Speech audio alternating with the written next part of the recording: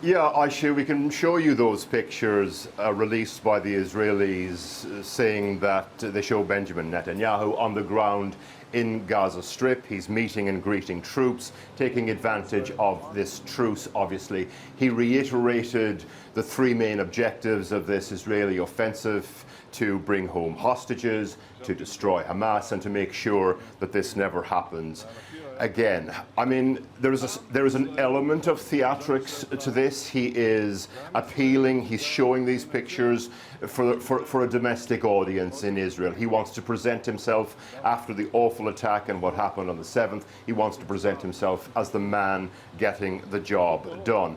And there is lots of pressure on him domestically, because every day that goes by, every hostage released, Israeli society gets more of an appetite and becomes used to the relief and euphoria of hostages being released. And he really does not want to be the man that Israeli society blames for that stopping. And Porrick, just more information on that development. How is the hostage and prisoner exchange going at the moment? Yes, so far we're not hearing about any delays. It's happening as we speak. It's been confirmed that 14 Israelis and 3 foreign nationals, they have been handed over to the Red Cross and Red Crescent inside Gaza. They're making their way to the Rafah crossing. You may remember that that exchange moment is the really sensitive moment in all of this. So everyone hoping that the day will continue as it did yesterday, as my colleague Minnie Stevenson reports. Holding the hands of Hamas militants, 9-year-old Emily Hand on the left and 12-year-old Hila Soshani, among 17 hostages released by Hamas. After fraught 11th-hour diplomacy and a delay to free them, this cordial-sounding farewell feeling all the more surreal. Bye now. Goodbye. As they wave goodbye to their captors. After 7 weeks held hostage, the relief palpable as 9-year-old Emily is finally reunited with her dad, Thomas. On the night of October the 7th, the Irish-Israeli schoolgirl was at a sleepover when she was kidnapped. At one point, her dad was told his daughter had been killed. They just said, "We found Emily. She's dead." In the Israeli hospital, where some of the hostages are being treated, with many more still being held captive, they choose their words carefully. Happy to say that despite the fact that the harsh conditions they have been under and the experience of captivity, they did not require any emergent medical intervention.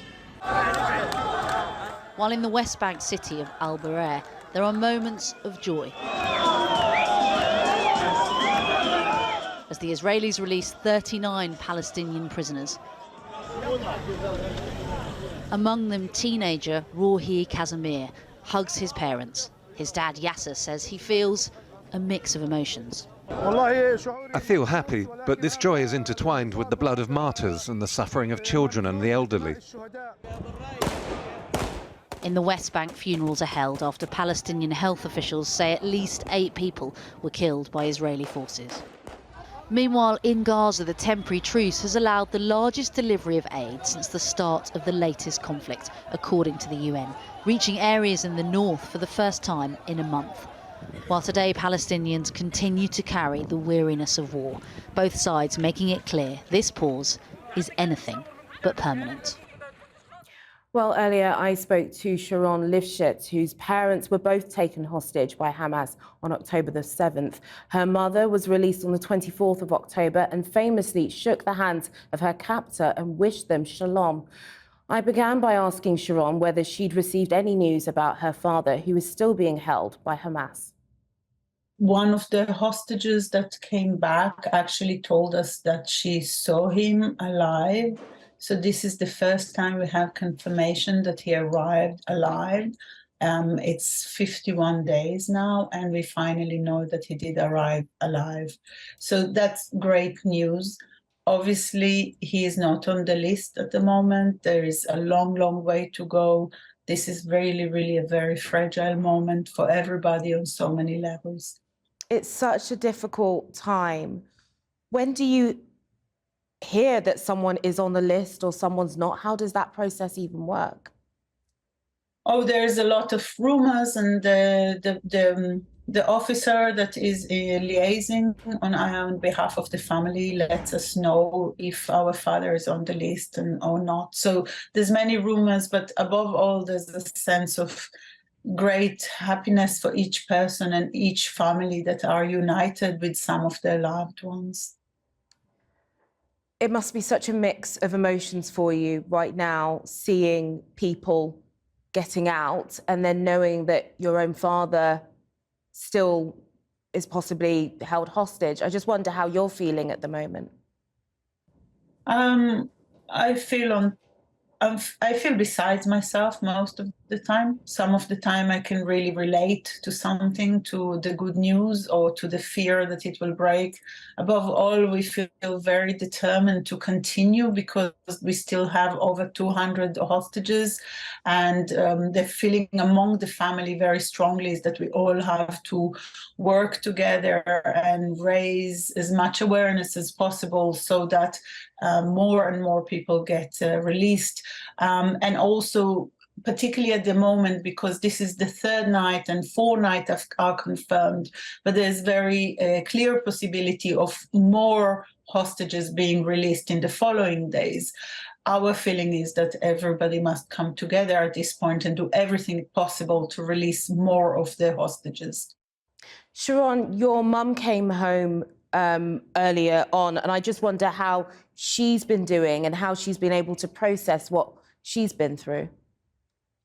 My mom is very, very sharp. She's very much involved in what is happening. She worked very hard over the last week with the authorities here in Israel, with the Ministry of Health, with the Ministry of Interior to prepare for the return of the hostages.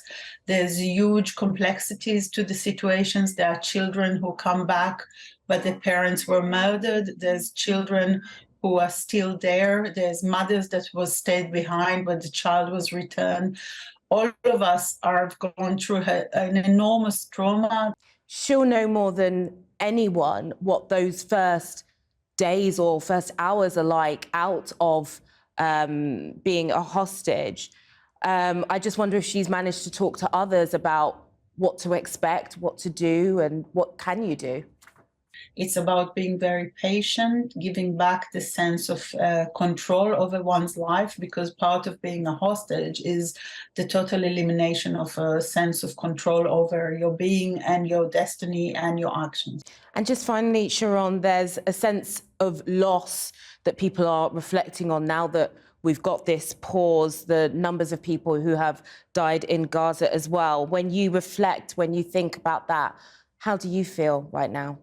It fills me up with enormous sadness. It fills me up also with the feeling that there's so much trauma on both sides, so much loss of lives. I hope that when this horrible episode is finished, something better can happen for the people of this region. We deserve better. Sharon Lischetz, thank you very much indeed for joining us. Thank you. You're welcome. Thank you for having me.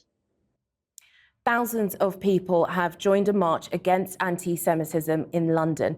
On Friday, the Metropolitan Police said the number of anti-Semitic offences they'd recorded was up over 1,000% compared to October last year. The organisers of today's march said it's a sad truth that Jews do not feel safe in our capital city. Jane Deeth reports.